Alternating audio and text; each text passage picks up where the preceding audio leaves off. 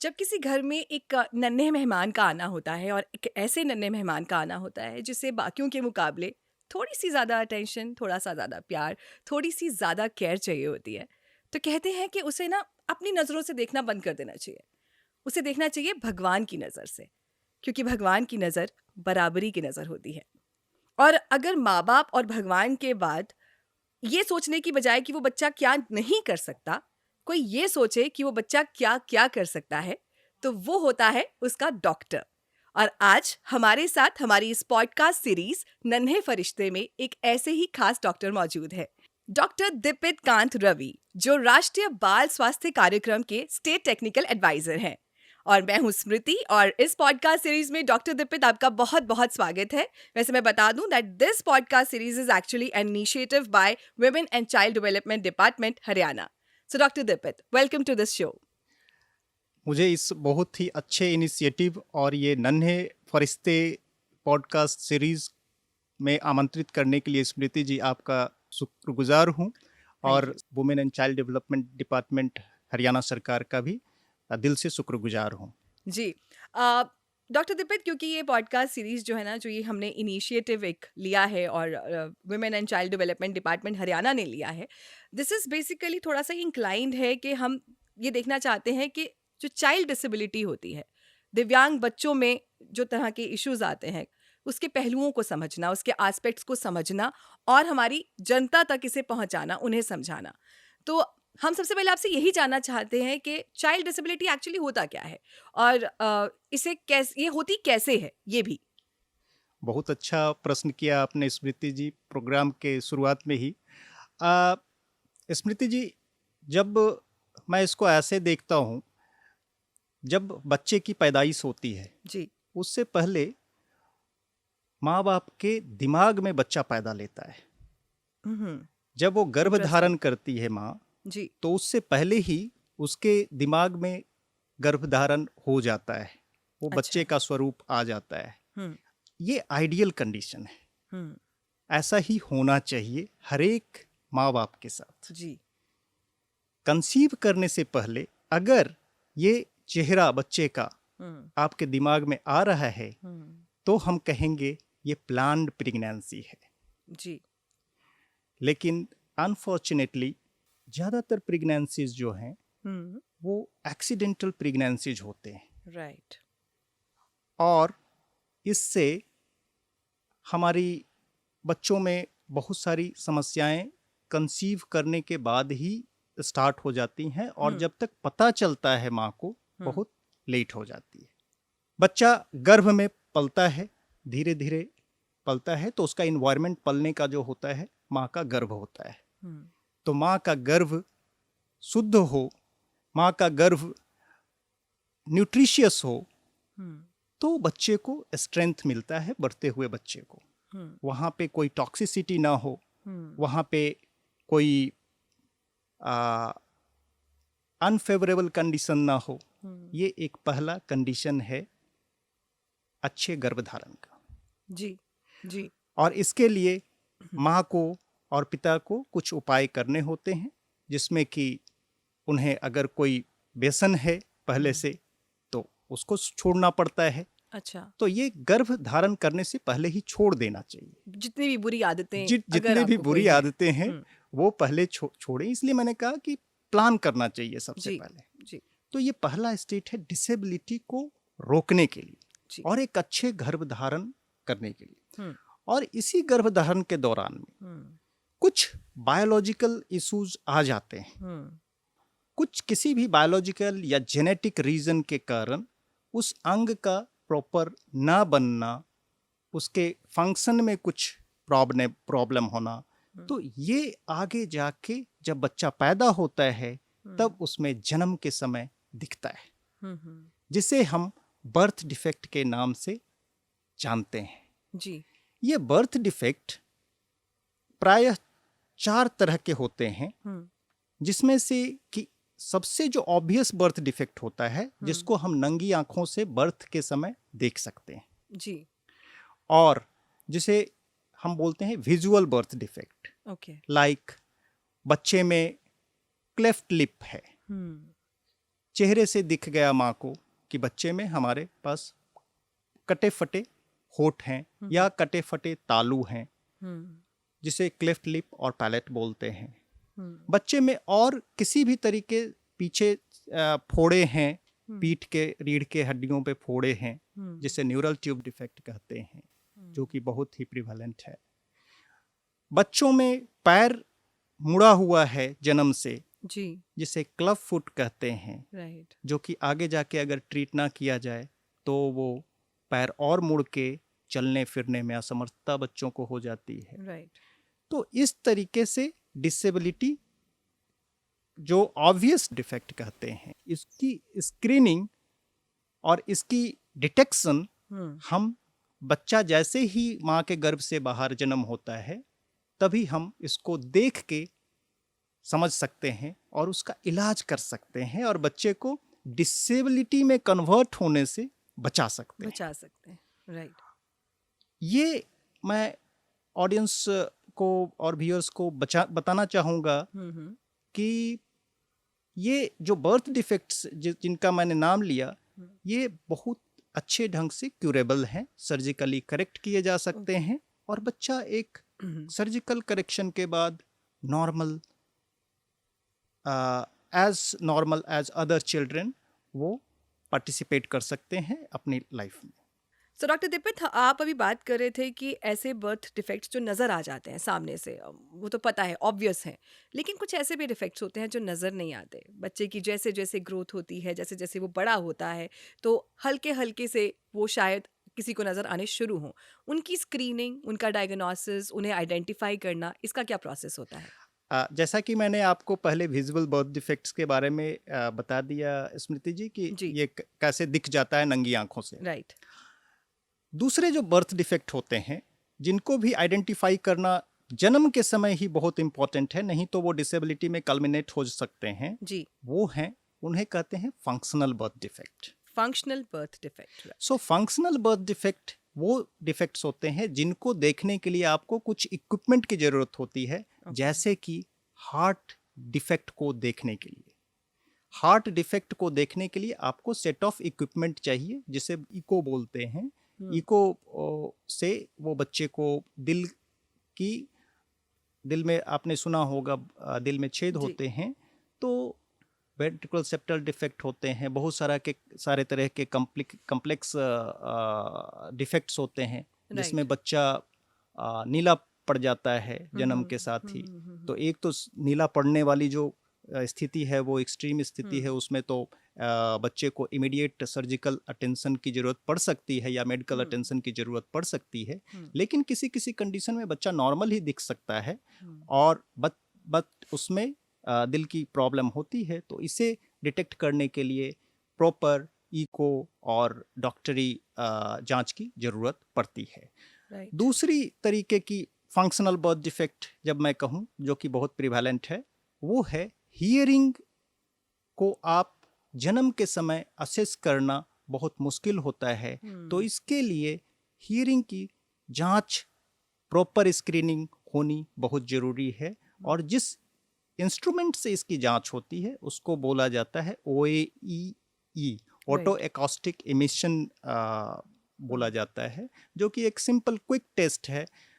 Before discharge आप hospital में delivery से डिस्चार्ज लेने से पहले उसकी आप रिक्वेस्ट कर सकते हैं आप अपने चिकित्सक से, और इसकी एक क्विक 2 मिनट की जांच कर सकते हैं।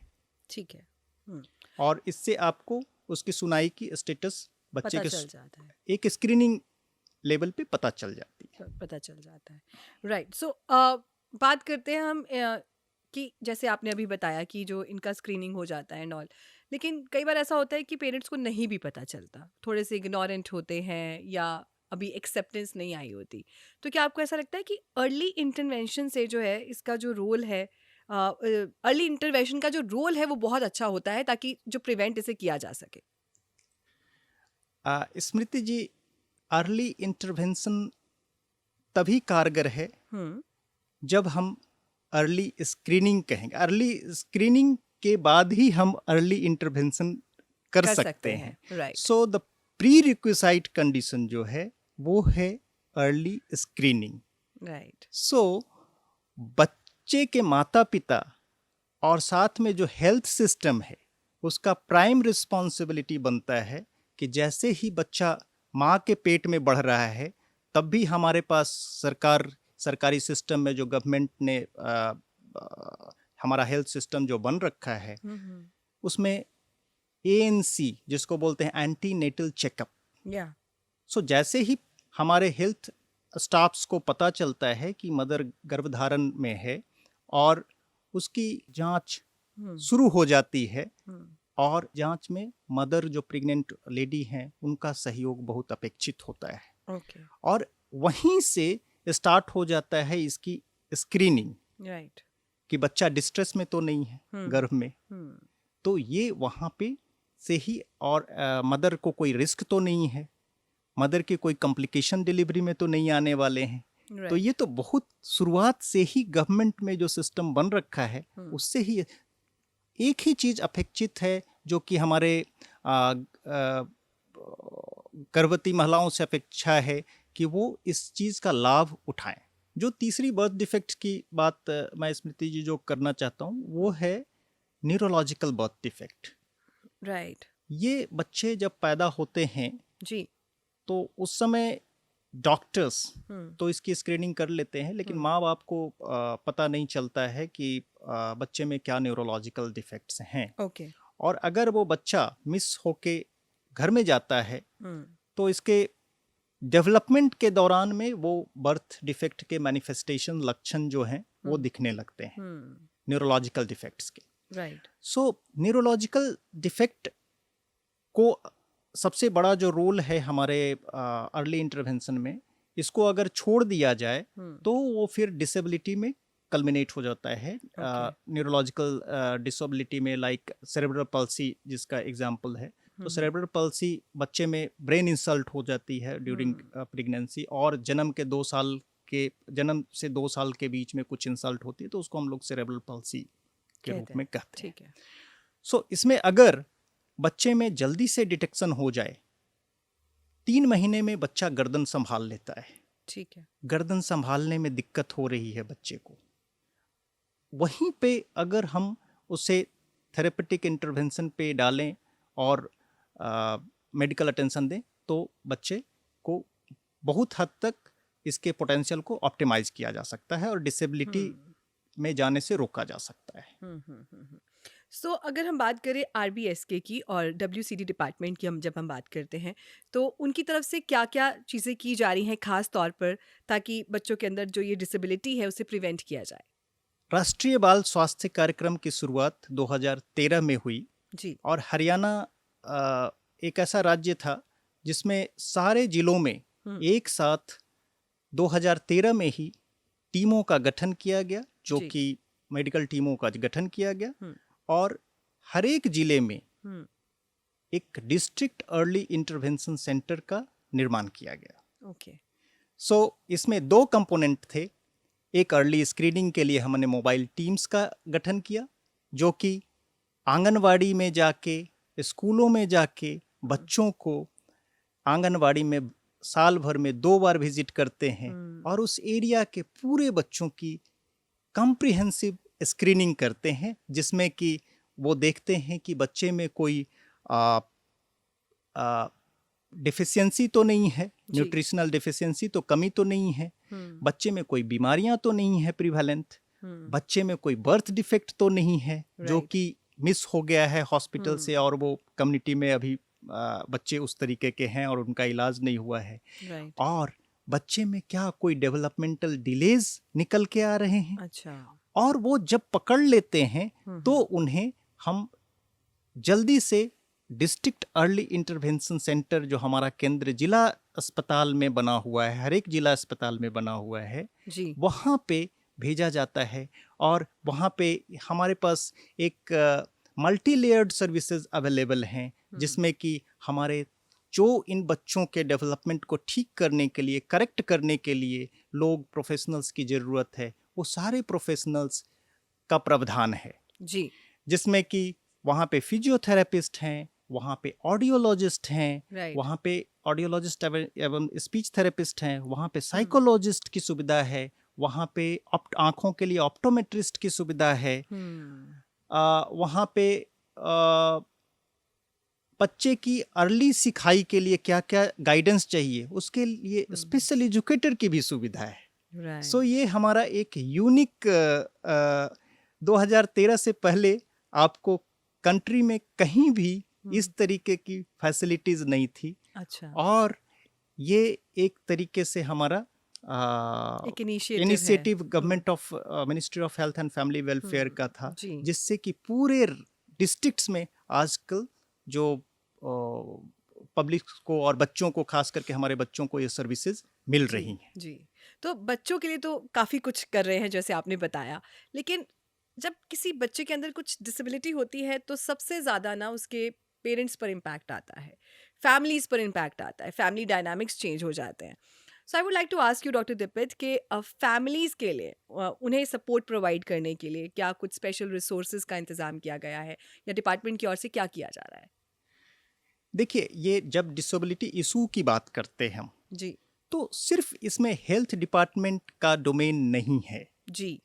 ये एक हम लोग बहुत ही in tandem with different ministries हम लोग काम करते हैं। फाइनेंशियल सपोर्ट और किसी भी तरीके के अदर सपोर्ट्स, इलाज की बात करें तो वो हमारा ministry of health and family welfare जो राष्ट्रीय बाल स्वास्थ्य कार्यक्रम के तहत में जो भी इलाज के खर्चे हैं उसका बहन मुफ्त उसका पूरा का पूरा बहन किया जाता है। जैसे मैं एग्जांपल देना चाहूँगा, बच्चे का दिल का इलाज करना है, दिल का इलाज करना है, फ्री ऑफ कॉस्ट सर्जरी उसकी का प्रावधान है हमारे प्रोग्राम में, irrespective of their economic condition. हमारे प्रोग्राम में बच्चे गरीब अमीर सभी बराबर हैं और हम किसी भी तरीके का कोई इनकम सर्टिफिकेट नहीं लेते, क्योंकि बच्चे हमारे लिए गोल्डन आवर्स वो मिस ना हो, किसी भी आर्थिक और किसी भी अदर प्रायोरिटी की वजह से हमारे बच्चे ना मिस हों, इसलिए ये प्रावधान किया गया है जी। और इसमें जैसे मैं एग्जांपल दूंगा जिसमें कि कॉक्लियर इम्प्लांटेशन के खर्चे बहुत ज़्यादा आते हैं, जी। जिसमें कि 6 से 7 लाख और उसके बाद के भी खर्चे हैं। तो ये सारे चीज़ें जो है मुफ्त में प्रोवाइड किए जा रहे हैं। क्या बात है। इसके अलावे इस प्रोग्राम में अगर किसी बच्चों को, माँ बाप को नहीं पता होता है कि हमारे बच्चे के साथ क्या प्रॉब्लम होने वाली है, तो जैसे ही हमारे गवर्नमेंट सिस्टम में बच्चा हमारे गवर्नमेंट सिस्टम में पैदा होता है और वो किसी फैसिलिटी में पैदा होता है, तो अगर उसके क्राइटेरिया फुलफिल हो रहे हैं कि नहीं, इसकी आंखों की अलग से जांच होनी है। जैसे मैं बात करूं रेटिनोपैथी ऑफ प्रीमैच्योरिटी की, होता क्या है कि बच्चा जब हमारा प्रीमैच्योर पैदा होता है और कम वजन का पैदा होता है या उसको कोई ऐसी बीमारी होती है जिसकी वजह से स्पेशल केयर यूनिट में एसएनसीयू जो बोलते हैं वहाँ पे डाला जाता है और वहाँ पे इलाज चल रहा होता है, तो उसकी आंखों पे विपरीत असर पड़ता है और उसके रेटिना डैमेज होने के चांसेज हो जाते हैं, जिसे हम रेटिनोपैथी ऑफ प्रीमैच्योरिटी कहते हैं। लेकिन अगर इसकी स्क्रीनिंग टाइम पे हो जाए तो इससे जो होने वाले अंधत्व जो हैं उसका निवारण किया जा सकता है एक सिंपल लेजर से, और इस तरीके से हम अपने बच्चों का आँखों की रोशनी भी बचाने में समर्थ हैं। तो इस तरीके से एक टेक्निकल इनिशिएटिव भी है हमारा, जो कि हम लोगों ने अपने पूरे हरियाणा के सारे राज्य में पूरे अस्पतालों में इस तरीके की स्क्रीनिंग की व्यवस्था हमने अपने एग्जिस्टिंग ऑप्थेल्मोलॉजिस्ट की अलग से ट्रेनिंग कर हमने प्रोवाइड करने की कोशिश की है। सरकार ने हमारे इन बच्चों के लिए, जो हमारे बर्थ डिफेक्ट्स के बच्चे जो निकल रहे हैं, डिफेक्ट्स एट बर्थ के बच्चे जो निकल रहे हैं और आइडेंटिफाई हो रहे हैं प्रोग्राम के अंतर्गत में, तो इनकी सर्जरीज मुहैया कराने के लिए, टाइमली सर्जरी मुहैया कराने के लिए बहुत प्रयास किया है। और इस प्रयास में एक ऐसा प्रयास है जिससे बहुत ज़्यादा हमारे हरियाणा के बच्चों को बेनिफिट हुआ है, पेरेंट्स को बेनिफिट हुआ है, और वो है हमने कुछ प्राइवेट हॉस्पिटल्स को भी इस कार्यक्रम में इम्पैनल किया है और इस प्राइवेट हॉस्पिटल्स में हमारे बच्चे की सर्जरी टाइमली मुहैया की जा रही है, जिससे उनकी जीवन सुधर रही है। और इसके लिए हमने प्रोसेस जो किया है वो हमारे को एक डबल ओपिनियन भी मिलता है, जिसमें कि हम गवर्नमेंट गवर्नमेंट हॉस्पिटल्स, बड़े बड़े गवर्नमेंट हॉस्पिटल्स के एक्सपर्ट्स को हमने भी इम्पैनल किया है, जिससे कि एक second opinion before going to the surgery into the private hospital, जी। उनको एक फ्रैंक ओपिनियन मिल जाए कि क्या ये सर्जरी रिक्वायर्ड है भी या नहीं। अच्छा। सो इसके बाद हमारे पास इससे क्या है, ये डबल बेनिफिट होता है हमारे पेरेंट्स को, क्योंकि क्या रियली में वाकई में उस सर्जरी का कोई फायदा है उस बच्चे के जीवन में। सो ये हम डबल इंश्योर करते हैं प्रोग्राम के तहत में। ओके। सो क्योंकि हम यहाँ पर बच्चों की बात कर रहे हैं, जब बच्चों की बात आती है तो सबसे ज़रूरी बात तो पेरेंट्स की होती है। तो जो पेरेंट्स होते हैं उनके मन पर भी बहुत असर आता है इस बात का। बच्चा है, डिसेबिलिटी है, उसे हैंडल करना है, मेडिकली उसे कैसे ट्रीट करवाना है, थेरेपीज़ हैं। तो इसमें आपके डिपार्टमेंट का, डब्ल्यूसीडी का, आरबीएसके का क्या रोल रहा है to provide them that support? देखिए स्मृति जी, इसमें जो सबसे बड़ा चैलेंज आता है वो आता है बच्चों के डेवलपमेंटल डिलेज को आइडेंटिफाई करने में टाइम। जी, राइट। और उसके लिए जैसे मैंने आपको बताया, पहले भी बताया कि इसमें हमने मोबाइल हेल्थ टीम्स का गठन किया है, और वो साल में 2 बार जाती है, बाई एनुअल विजिट करती है। 6-6 महीने पे आंगनबाड़ी पे, हर एक आंगनबाड़ी पे हमारी टीम जाती है, और वहाँ पे बच्चे की हेड टू टो, जी। बैक टू फ्रंट, और बच्चे की एक्टिविटी देख के वो बच्चों का डिले डिटेक्ट करते हैं। और इस तरीके से दे आर वी हैव, मुझे यह बताते हुए गर्व भी महसूस होता है जी। कि हमारे पूरे हरियाणा में 211 मोबाइल हेल्थ टीम्स जो कि इस डेवलपमेंटल डिले के इश्यूज को डिटेक्ट करने में सक्षम हैं, they have been fully trained and they are doing their work in क्या दिस। बात है, दैट्स वंडरफुल।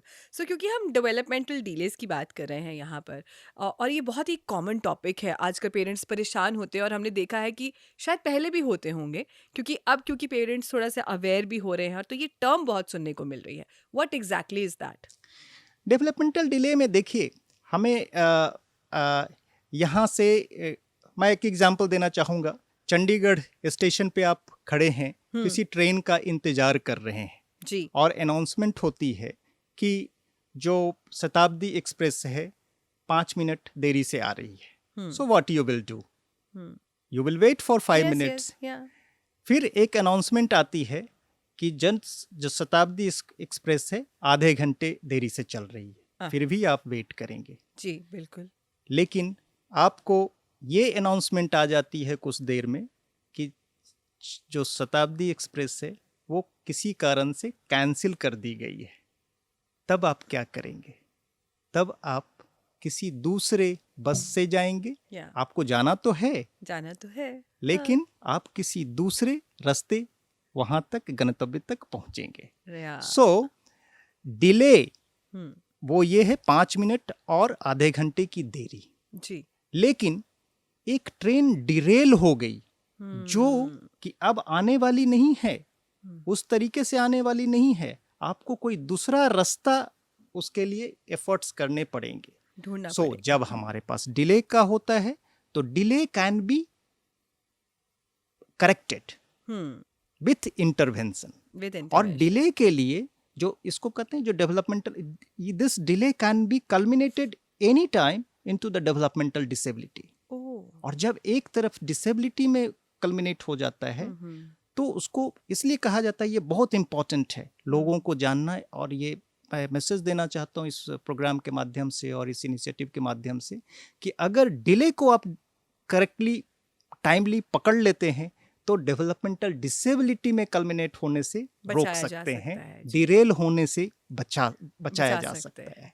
यस। और इसके लिए दुनिया में कोई मेडिसिन नहीं है, कोई वैक्सीन नहीं बना है डेवलपमेंटल डिसेबिलिटीज के लिए, और इसके लिए कोई सर्जरी भी नहीं है। So it is a group of people like therapist who are working together to correct this developmental delay and make the child on track.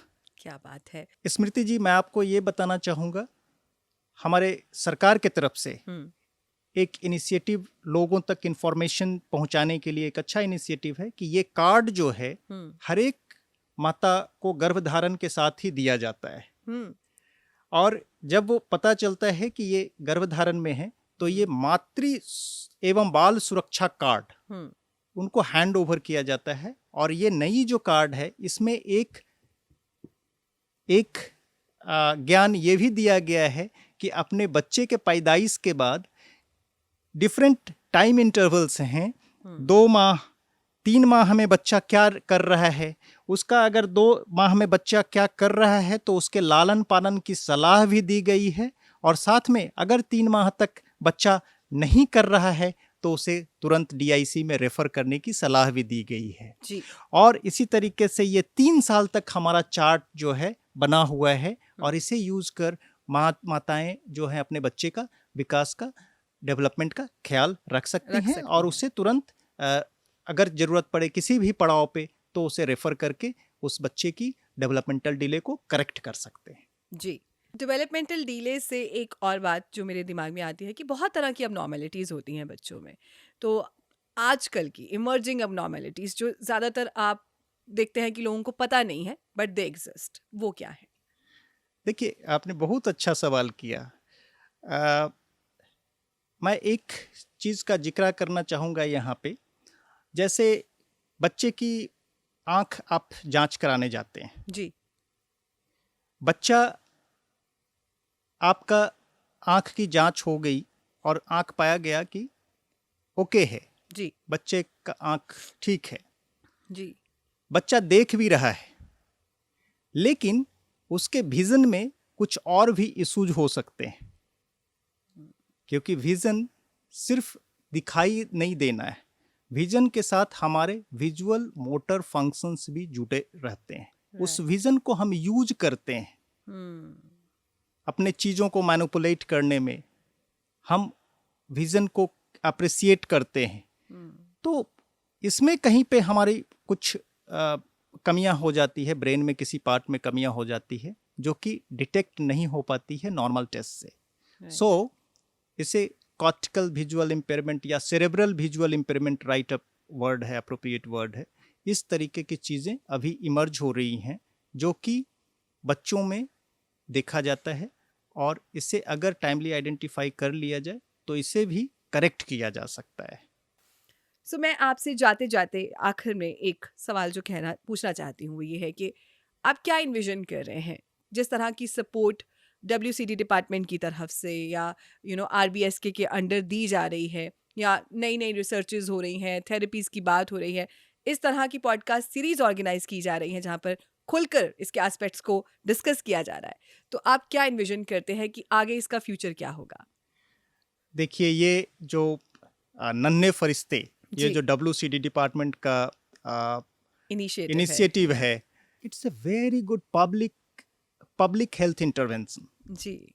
इससे बहुत बड़ा फायदा होने वाला है, और इसमें चूंकि आगे भी आपके पास बहुत सारे एक्सपर्ट्स, जो डोमेन एक्सपर्ट्स हैं, वो जुड़ने वाले हैं, तो इससे डेफिनेटली हमारे समाज को, हमारे बच्चों को खास करके बहुत मदद मिलने वाली है। जी। और इसलिए मैं WCD डिपार्टमेंट का तहे दिल से इस शुरुआत के लिए शुक्रगुजार हूँ।